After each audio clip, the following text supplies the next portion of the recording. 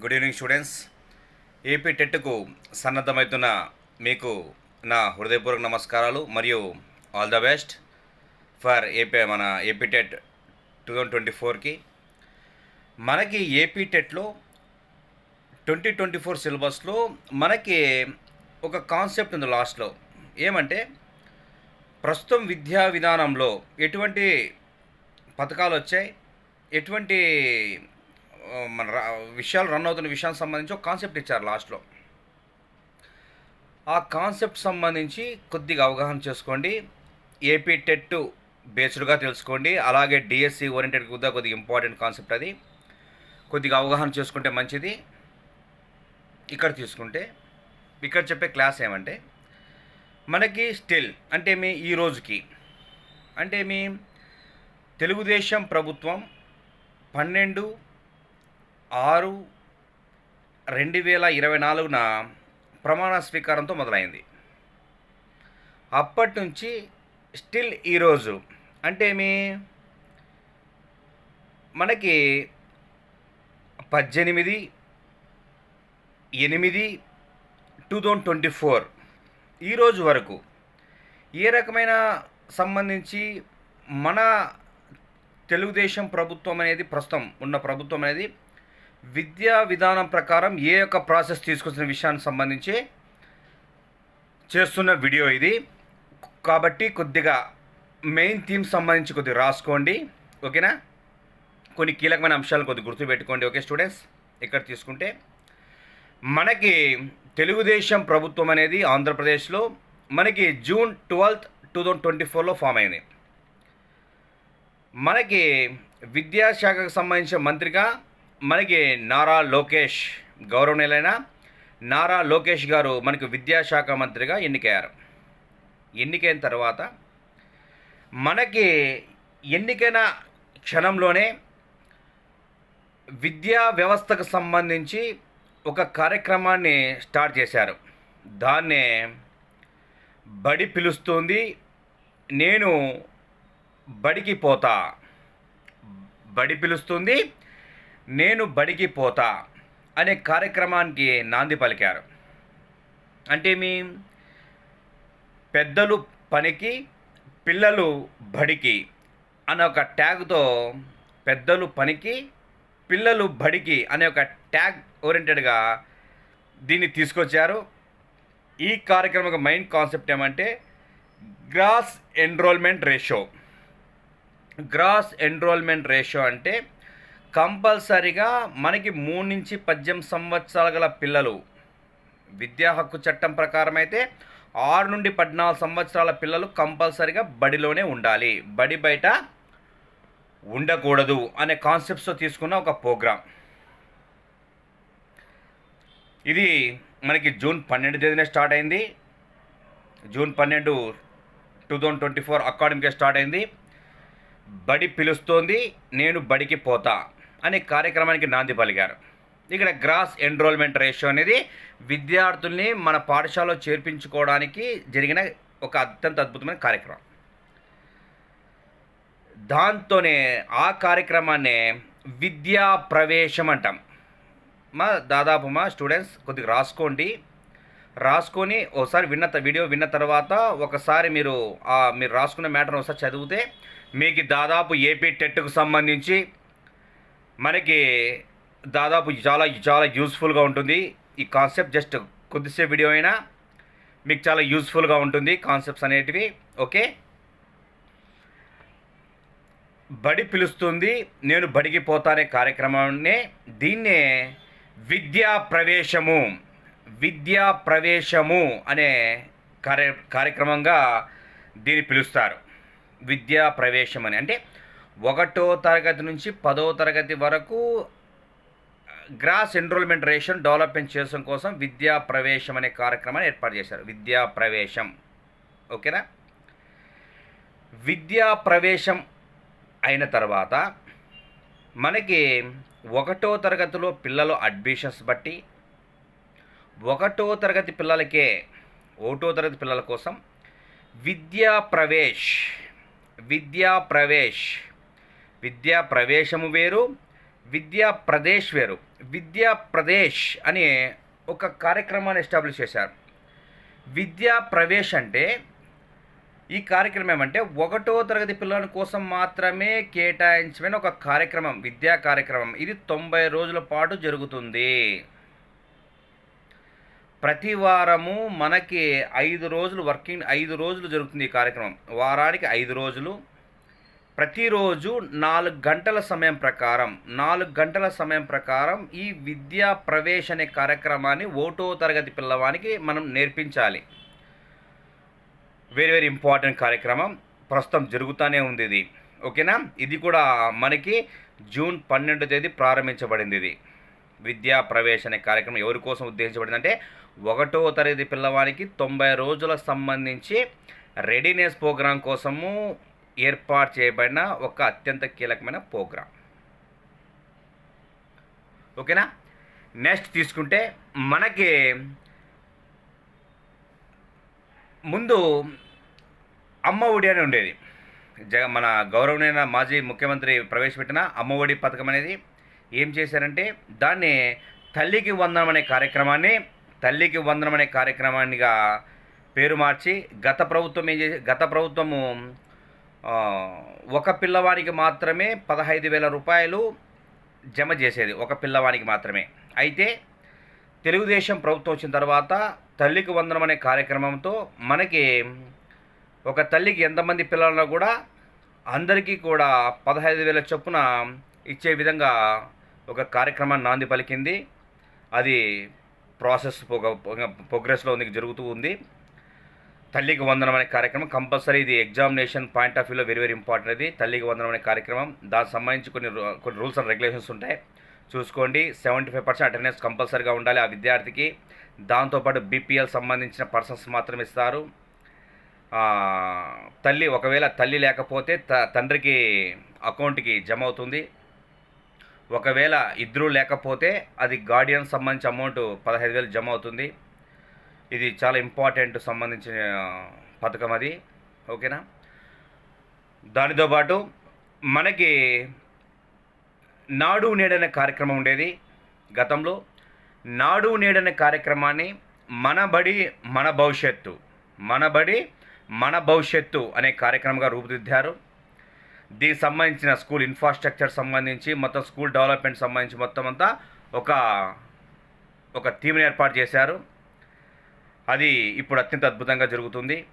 ఓకేనా? అదే గత ప్రభుత్వంలో జరిగింది, ఇప్పుడు ప్రస్తుతం ఇంకా మరింతగా అభివృద్ధి జరుగుతుంది. ఓకే? నాడు నేడు అనేది ఇప్పుడు మన బడి మన భవిష్యత్తు అనే కార్యక్రమంగా మార్పు చేశారు. దాంతోపాటు మనకి గతంలో జగనన్న గోరుముద్ద అనే కార్యక్రమం ఉండేది. జగనన్న గోరుముద్ద కార్యక్రమాన్ని తీసేసి, అంటే పథకం ఒకటే బట్ పేరు తీసేసి జగనన్న గోరుముద్దను తీసేసి పిఎం పోషణ్ అనే పథకంగా ఇంట్రడ్యూస్ చేశారు. అయితే దీనిని మళ్ళా డొక్కా సీతమ్మ మధ్యాహ్న భోజన పథకం కింద దీన్ని పేరు మార్చారు. డొక్కా సీతమ్మ మధ్యాహ్న భోజన పథకంగా దీన్ని పేరు మార్చడం జరిగింది స్టూడెంట్స్. తరువాత మనకి జేవికే కిట్స్ వచ్చేది. జగనన్న విద్యా కానుకలు అనే కిట్స్ వచ్చేటివి. బ్యాగు, మనకి 3 జతల బట్టలు వచ్చేది. జేవికే కిట్స్ అంట. జగనన్న విద్యా కానుకలు ఏం చేశారంటే స్టూడెంట్స్ కిట్స్గా మార్పు చేశారు. అయితే దాన్ని కూడా మళ్ళీ మోడిఫికేషన్ చేశారు. సర్వేపల్లి రాధాకృష్ణన్ విద్యా కానుకలుగా ఇవి పేరు మార్చడం జరిగింది. Sarvepalli Radhakrishnan very very important. JVK కిట్స్ని సర్వేపల్లి రాధాకృష్ణన్గా పేరు మార్చడం జరిగింది స్టూడెంట్స్, వెరీ వెరీ ఇంపార్టెంట్. తరువాత జగనన్న ఆణిముత్యాలు అనే పథకాన్ని ఏపీజే అబ్దుల్ కలాం ఆణిముత్యాలుగా పేరు మార్చడం జరిగింది. తర్వాత జగనన్న విదేశీ విద్య అనే కార్యక్రమాన్ని అంబేద్కర్ ఓవర్సీస్ స్కాలర్షిప్ గాను, విదేశీ విద్యగాను, అంబేద్కర్ ఓవర్సీస్ విదేశీ విద్యగాను ఇది పేరు మార్చడం జరిగింది. దాంతోపాటు మనకి మహిళలకు సంబంధించి స్వేచ్ఛ అనే కార్యక్రమాన్ని బాలికల రక్ష అనే కార్యక్రమంగా పేరు మార్చడం జరిగింది. అదేవిధంగా మహిళల్లో నైపుణ్యాలు బాగా అభివృద్ధి చెందడం కోసం ద వింగ్స్ టు డ్రీమ్ అనే కార్యక్రమాన్ని మన విద్యాశాఖ ప్రారంభించింది. ఇవన్నీ కూడా మన ఎడ్యుకేషన్లో ప్రస్తుతం అమలవుతున్న ఒక అత్యంత కీలకమైన ప్రాజెక్ట్స్ అన్నమాట స్టూడెంట్స్. దాంతోపాటు సాల్ట్ ప్రోగ్రామ్, సాల్ట్ అంటాం, సపోర్టింగ్ ఆంధ్రప్రదేశ్ లెర్నింగ్ ట్రాన్స్పరెన్సీ అంటాం, సాల్ట్ ప్రోగ్రామ్ అంటాం, సపోర్టింగ్ ఆంధ్రప్రదేశ్ లెర్నింగ్ ట్రాన్స్పరెన్సీ అంటాం. ఇది జనరల్గా ముందు జరుగుతున్న కార్యక్రమమే. సాల్ట్ అనే ప్రోగ్రాం కూడా చాలా ఇంపార్టెంట్. దాంతోపాటు పిఎం శ్రీ, దీని నుంచి ఖచ్చితంగా బిట్ ఫామ్ అయ్యే అవకాశం ఉంది. PM Shri very very important. ప్రధానమంత్రి స్కూల్, SHRI అంటాం, స్కూల్ రైజింగ్ ఆఫ్ ఇండియా అంటాం. ప్రధానమంత్రి, prime minister school rising of India. ఈ programme very very important. Compulsory PM Shri గురించి బిట్ అడిగే అవకాశాలు చాలా ఉన్నాయి. పిఎం పోషణ గురించి కూడా అడిగే అవకాశాలు చాలా ఉన్నాయి. దాంతోపాటు మనకి ప్రహరీ క్లబ్స్ అని ఏర్పాటు చేశారు. ప్రహరీ క్లబ్స్ అంట. ప్రహరీ క్లబ్స్ అంటే గతంలో బాల సంఘాలనే ఉండేటివి. గతంలో బాల సంఘాలనే ముందు కల్చర్ సంబంధించిన, అంటే జస్ట్ మన పాఠశాలని పిల్లల కోసమే బాల సంఘాలు ఉండేటివి. అంటే మీకు గ్రంథాలయ కమిటీ కానీ, తర్వాత స్వచ్ఛత సంబంధించిన కమిటీలు కానీ, తర్వాత మన పాఠశాల మౌలిక సదుపాయాలు చూసుకునే కమిటీ కానీ, అలా గతంలో కమిటీస్ ఉండేటివి. అలాగే ప్రహరీ క్లబ్ని ఏర్పాటు చేశారు. ప్రహరీ క్లబ్ యొక్క మెయిన్ కాన్సెప్ట్ ఏమంటే, మన స్కూల్ ఆవరణంలో మత్తు పదార్థాలకు సంబంధించి గంజాయి కానీ, పొగాకు కానీ, ఇలా ఓపెన్ కానీ, ఇవన్నీ కూడా, అంటే మేము మత్తు పదార్థాల మద్యం కానీ అలాంటివి ఎక్కడా కూడా మన చుట్టూ మన స్కూల్ ఆవరణంలో ఉండకూడదు. ఇవన్నీ పర్యవేక్షించేది ఎవరంటే ప్రహరీ క్లబ్ వాళ్ళు పర్యవేక్షిస్తారు. ప్రహరీ క్లబ్ అంట. ప్రహరీ క్లబ్ యొక్క మెయిన్ కాన్సెప్ట్ ఏమంటే, మన చుట్టూ మన స్కూల్ ఆవరణ చుట్టూ ఏవి కూడా మత్తు పదార్థాలు ఉండకూడదు, మత్తు పదార్థాలు అమ్మకూడదు. అమ్మితే ఈ ప్రహరీకి సంబంధించిన క్లబ్ అనేది మన స్కూల్ ఆవరణంలో ఎంఈఓ కానీ, డిఓ కానీ, హెచ్ఎం కానీ ఇంటిమేట్ చేసే ఒక కార్యక్రమం. దాంతోపాటు శిక్షా సప్తాహ్ అనే కార్యక్రమం జరిగింది. శిక్షా సప్తాహ్ అనేది మనకి 7 రోజుల పాటు జరిగింది. అది కార్యక్రమం 7 days జరిగింది. పాఠశాలలో ఆంధ్రప్రదేశ్లో ప్రతి స్కూల్లోనూ శిక్షా సప్తాహ్ అనే కార్యక్రమం జరిగింది. శిక్షా సప్తాహ్ యొక్క మెయిన్ కాన్సెప్ట్ ఏమంటే, 7 రోజుల కార్యక్రమం జరిగింది. అంటే మీకు క్రియేటివిటీ బేస్డ్గా, ఎడ్యుకేషన్ బేస్డ్గా సంబంధించి లీడర్షిప్ క్వాలిటీస్ డెవలప్మెంట్ అయ్యే విధంగా, ఫౌండేషన్ లిటరసీ అండ్ న్యూమరసీ ఓరియంటెడ్గా, అంటే FLN foundation literacy and numeracy ఓరియంటెడ్గా చాలా కార్యక్రమాలు 7 రోజుల ప్రోగ్రాం జరిగాయి. ఎందుకోసం చేశారంటే, ఈ కార్యక్రమం యొక్క మెయిన్ ఉద్దేశం ఏమంటే, మనకి NEP 2020 వచ్చి 4 సంవత్సరాలు పూర్తయిన సందర్భంలో ఏర్పాటు చేసిన కార్యక్రమమే శిక్షా సప్తాహ్ కార్యక్రమం. ప్రతి పాఠశాల జరిగింది, మా పాఠశాలలో కూడా జరిగింది స్టూడెంట్స్. ఓకేనా. నెక్స్ట్ టోఫెల్ కార్యక్రమం జరుగుతుంది. టోఫెల్ అంటే test of foreign and English language అంటాం. టోఫెల్ అంటాం. టోఫెల్ యొక్క మెయిన్ కాన్సెప్ట్ ఏమంటే, ఇంగ్లీష్ విద్యార్థులు కంపల్సరీగా నేర్చుకోవాలి. ఇది కంపల్సరీ అవసరం కాబట్టి, యూస్ఫుల్ లాంగ్వేజ్ కాబట్టి, కంపల్సరీ గ్లోబలైజేషన్ లాంగ్వేజ్ కాబట్టి కంపల్సరీగా నేర్చుకోవాలనే ఉద్దేశంతో టోఫెల్ పెట్టారు. ఈ కార్యక్రమం కూడా జరుగుతాను స్టూడెంట్స్. దాంతోపాటు లిప్ లెర్నింగ్ ఇంప్రూవ్మెంట్ ప్రోగ్రామ్ అంట. లిప్ ప్రోగ్రామ్ అంటాం. జనరల్గా ఇది 6, 7, 8, 9, 10 తరగతి విద్యార్థుల కోసం, టీచర్స్ కోసం ఏర్పాటు చేసింది లిప్, లెర్నింగ్ ఇంప్రూవ్మెంట్ ప్రోగ్రామ్ అంట. జనరల్గా 3వ తరగతి, 4వ తరగతి, 5వ తరగతి విద్యార్థుల కోసం తరాల్ అంటాం, టీచింగ్ అట్ రైట్ లెవెల్ అంటాం. తరాల్ అనే ప్రోగ్రామ్ రన్ అవుతుంది. తరాల్ అనే ప్రోగ్రామ్ రన్ అవుతుంది, టీచింగ్ అట్ రైట్ లెవెల్ అంటాం. ఇది ప్రథమ్ అనే ఒక స్వచ్ఛంద సంస్థ మన గవర్నమెంట్తో లింకప్ అయ్యి వరల్డ్ బ్యాంక్ నుంచి ఫండింగ్ వస్తుంది. దాంతోపాటు ప్రథమ్ అనే స్వచ్ఛంద సంస్థ కూడా బాగా సపోర్ట్ ఇస్తుంది. తరాల్ ప్రోగ్రామ్ అనేది మనకి 3వ తరగతి, 4, 5వ తరగతి విద్యార్థుల కోసం తరాల్ ప్రోగ్రామ్ పెట్టారు. 6 నుంచి 10వ తరగతి వరకు లిప్ ప్రోగ్రామ్ పెట్టారు. అది చాలా ఇంపార్టెంట్. దాంతోపాటు టీచింగ్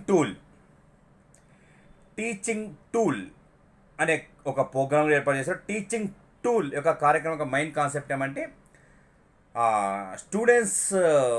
అంటే ఉపాధ్యాయుడు తన బోధనా నైపుణ్యాలను ఎలా అభివృద్ధి చేసుకోవాలి, ప్రస్తుతం ఎలా ఉపయోగిస్తున్నాడు, ఎలా అభివృద్ధి చేసుకోవాలి అనే అసెస్మెంట్ జరిగే ఒక ప్రాసెస్. అది వెరీ వెరీ ఇంపార్టెంట్. అది ఓకేనా. టీచింగ్ టూల్ అనేది వెరీ వెరీ ఇంపార్టెంట్. దాన్ని మీరు స్టూడెంట్స్ బాగా అవగాహన చేసుకోండి. దాంతోపాటు ఐఎంఎంఎస్ అంటే ఇంటిగ్రేటెడ్ మానిటరింగ్ మేనేజ్మెంట్ సిస్టమ్ అంటాం. IMMS integrated monitoring management system అంటాం. అబ్రివేషన్ చాలా చాలా ఇంపార్టెంట్. ఇది ఛాన్సల్ అడిగారు. దీక్ష డిజిటల్ ఇన్ఫ్రాస్ట్రక్చర్ నాలెడ్జ్ షేరింగ్ అంటాం. డిజిటల్ ఇన్ఫ్రాస్ట్రక్చర్ నాలెడ్జ్ షేరింగ్ అంటాం. ఇది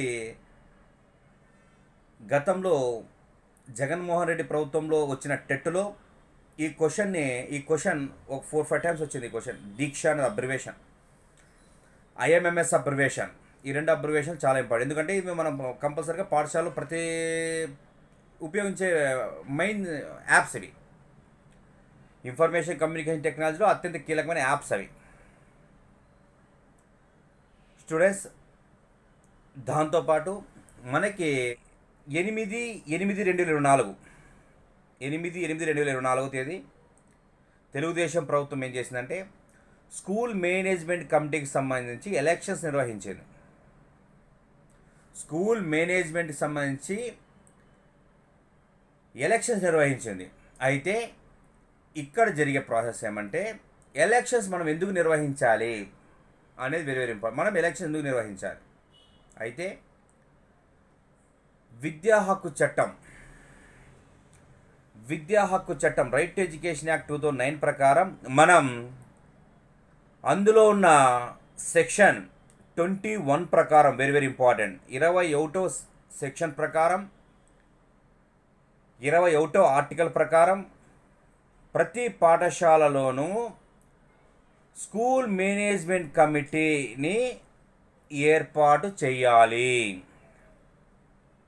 వెరీ వెరీ వెరీ ఇంపార్టెంట్. 21వ ఆర్టికల్ చెప్తుంది విద్యా హక్కు చట్టంలో స్కూల్ మేనేజ్మెంట్ కమిటీ, పాఠశాల యాజమాన్య కమిటీని కంపల్సరీగా ఏర్పాటు చేయాలి అని 8/8/2024లో ఎలక్షన్ జరిగాయి. ఇక్కడ తీసుకుంటే బాగా చూడండి. దీనికి సంబంధించి కంపల్సరీగా మనకి బిట్ క్వశ్చన్ కంపల్సరీగా వస్తుంది. మనకి 1వ తరగతి నుంచి 5వ తరగతి వరకు ఇక్కడ తీసుకుంటే స్టూడెంట్స్ 1వ తరగతి నుంచి పిల్లల తల్లిదండ్రుల్లో 2 మహిళలు తీసుకుంటాం. ఒకరిని అంటే మొత్తం 1వ తరగతిలో 3 తీసుకుంటాం పేరెంట్స్ని. అంటే ఇందులో 2 మహిళలు ఉంటారు, ఒకరు పురుషుడు ఉంటాడు. అలా అంటే 1వ క్లాస్కి 3, 2వ క్లాస్కి 3, 3వ క్లాస్కి 3, 4వ క్లాస్కి 3, 5వ క్లాస్కి 3, మొత్తం 15 మంది ఉంటారు సభ్యులు. Very very important. 15 మంది సభ్యులు ఉంటారు. ఓకేనా, బాగా వెరీ వెరీ ఇంపార్టెంట్. సభ్యులు ఉంటారు. ఆ 15 మంది సభ్యుల్లో 5 మంది పురుషులు ఉంటారు, 10 మంది మహిళలు ఉంటారు. ఇక్కడ తీసుకుంటే మనకి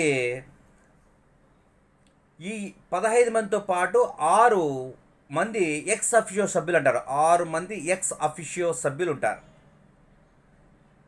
ఎక్స్ అఫిషియో సభ్యులు ఎవరు అంటే మనకి ఆ పాఠశాల హెడ్ మాస్టర్, అతన్ని కన్వీనర్ అంటాం. Very very important. School management convener ఎవరప్ప అంటే హెడ్ మాస్టర్, ఆ పాఠశాలకు ప్రధాన ఉపాధ్యాయుడు. ఫస్ట్ పర్సన్ ఎక్స్ అఫిషియో సభ్యుడు ఇతను, ఆ 15 మందిలో సభ్యుడు కాదు, ఎక్స్ అఫిషియో సభ్యుడు అతను. సెకండ్, ఆ పాఠశాలలో సీనియర్ టీచర్, అంటే మేము ఒకవేళ హెడ్ మాస్టర్ లేకపోతే ఇన్ఛార్జ్ హెడ్ మాస్టర్గా ఒకరిని తీసుకుంటాం. అతనే స్కూల్ మేనేజ్మెంట్ సంబంధించి ఎక్స్ అఫిషియో సభ్యులో రెండో వ్యక్తి. Third person anganwadi teacher.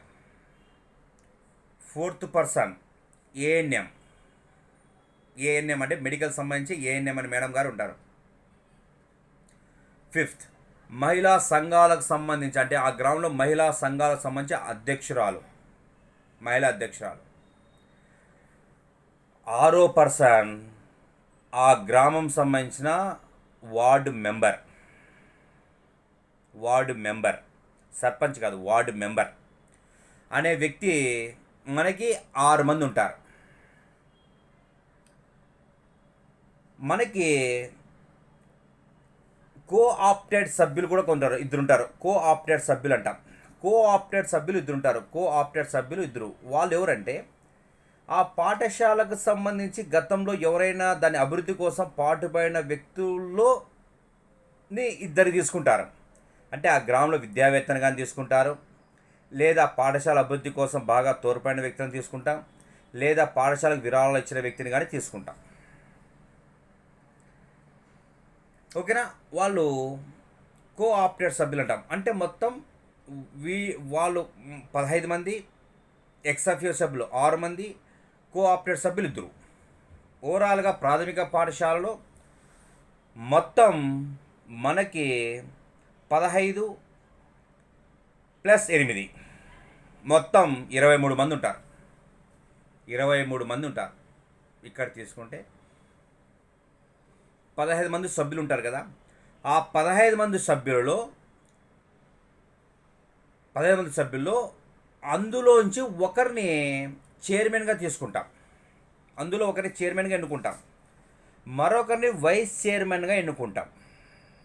అంటే ఇక్కడ అర్థమేమి? చైర్మన్ ఎవరంటే పిల్లల తల్లిదండ్రుల్లో ఎవరో ఒకరు చైర్మన్గా ఉంటారు. వైస్ చైర్మన్ ఎవరు? తల్లిదండ్రుల, అంటే మీ పిల్లల తల్లిదండ్రుల్లో ఎవరెవరు వైస్ చైర్మన్గా ఉంటారు. అలా చైర్మన్, వైస్ చైర్మన్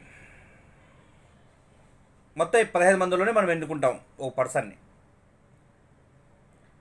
ఇక్కడ బాగా చూడండి, ఎప్పుడైనా సరే ఎలక్షన్స్ అప్పుడు కొన్నిసార్లు వాయిదా పడతాయి,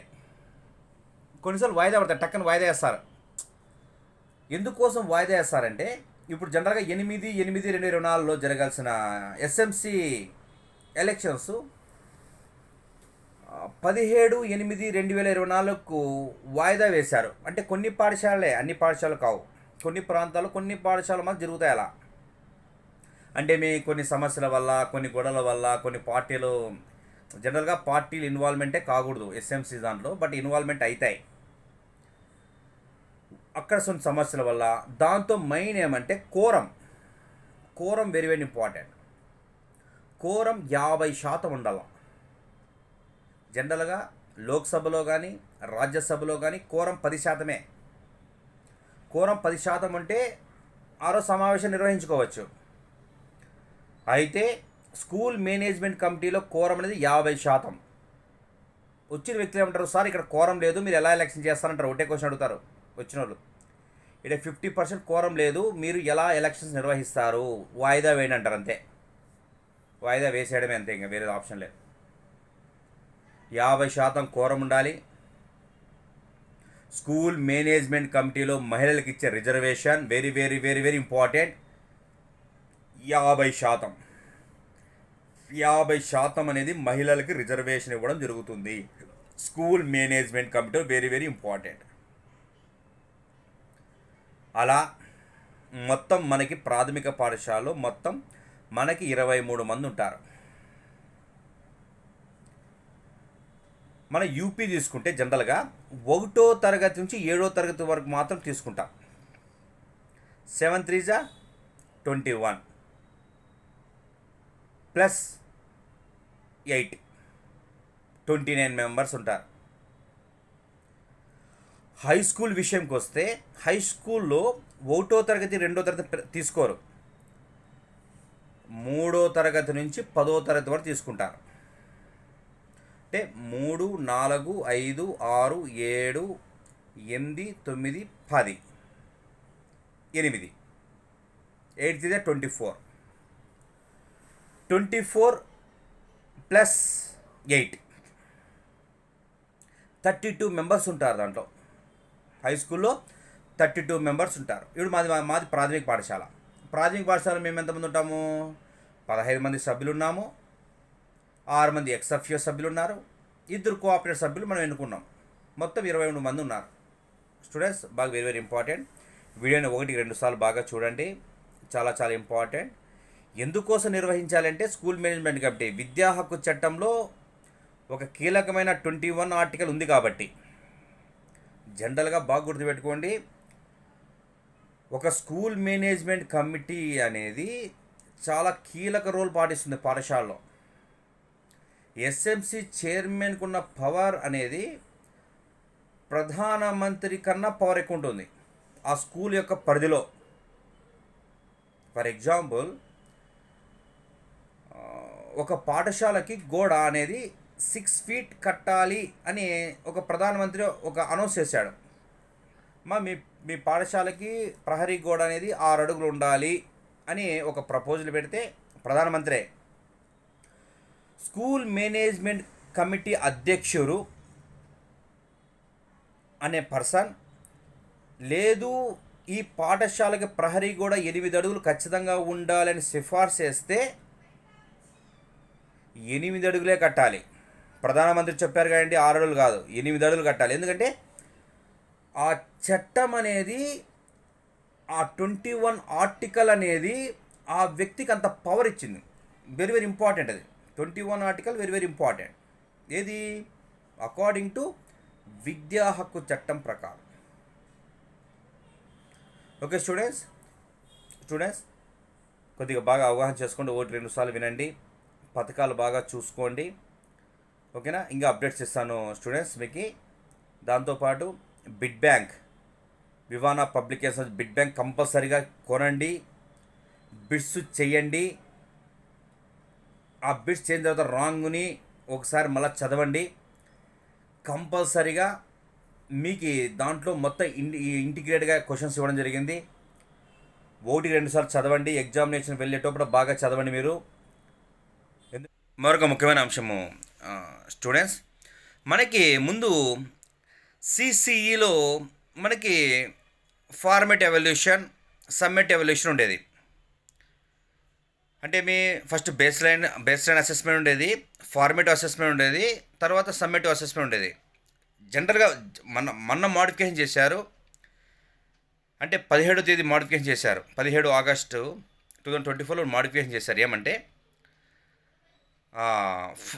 ఈ అంటే మీ ఫార్మేటివ్ అసెస్మెంట్, నిర్మాణాత్మక మూల్యాంకనం అనేది ఆ పదాన్ని వాడద్దండి. సెల్ఫ్ అసెస్మెంట్ అనే పదాన్ని వాడండి అని న్యూ ప్రపోజల్ తీసుకొచ్చాం. ముందు ఫార్మేట్ ఎవల్యూషన్ ఉండేది, ఇప్పుడు సెల్ఫ్ ఎవల్యూషన్ అంటాం. క్లాస్ రూమ్ బేస్డ్ అసెస్మెంట్ జరుగుతుంది. క్లాస్ రూమ్ బేస్డ్ అసెస్మెంట్ ప్రకారం సెల్ఫ్ అసెస్మెంట్ అనే వర్డ్ను వాడారు. ముందు ఫార్మేటివ్ 1 అనేది, ఫార్మేటివ్ 2 అనేది, ఫార్మేటివ్ 3 అనేది, ఫార్మేటివ్ 4 అనేది 4 ఉండేటివి. ఆ 4ను self assessment 1, self assessment 2, self assessment 3, self assessment 4గా తీసుకున్నారు స్టూడెంట్స్. అది కొద్దిగా గుర్తు నోట్ చేసుకోండి, ఎందుకంటే ఎగ్జామినేషన్లో కొద్దిగా అడిగే అప్డేట్ అనేది తీసుకోండి. దాంతోపాటు ఫిర్కీ యాప్, మన దీక్ష యాప్ ఎలా ఉందో ఫిర్కీ యాప్ని ఇంట్రడ్యూస్ చేశారు.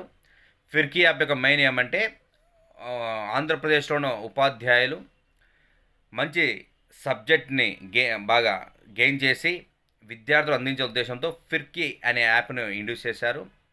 అది కూడా మన ఐసీటీ ఇన్ఫర్మేషన్ కమ్యూనికేషన్ టెక్నాలజీ భాగంగా ఇంట్రడ్యూస్ చేశారు. దీన్ని కూడా స్టూడెంట్స్ కొద్దిగా నేర్చుకోండి. Okay students, all the best.